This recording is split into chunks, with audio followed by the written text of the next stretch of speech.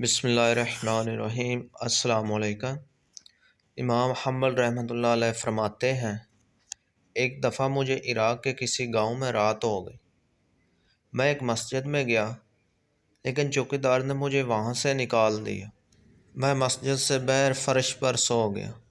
چوکیدار نے مجھے پاؤں سے پکڑا اور گھسیٹ کر مسجد سے دور کر دیا۔ ایک خدا ترس آدمی مجھے اپنے گھر لے گیا۔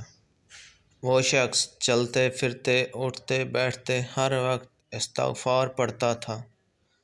صبح ہوئی تو میں نے اس شخص سے پوچھا، کیا آپ کو استغفار پڑھنے کا کوئی فائدہ بھی ہوا؟ اس نے جواب دیا، جی ہاں، میری ہر دعا قبول ہوئی، سوائے اس کے کہ میری ملاقات امام احمد بن حنبل سے ہو جائے۔ میں نے کہا، میں ہی امام احمد بن حنبل ہوں، اور تم دیکھو کہ مجھے کیسے گھسیٹ کر تمہارے پاس لایا گیا۔ تو استغفار پڑھنے کے بے شمار فائدے ہیں، جیسا کہ اس کی ہر دعا قبول ہوئی، اور آخری دعا امام احمد بن حنبل سے ملاقات تھی، جو کہ وہ بھی پوری ہوئی۔ اگر ہم بھی ہر وقت استغفار پڑھتے رہیں گے تو ہماری بھی ہر دعا قبول ہوگی۔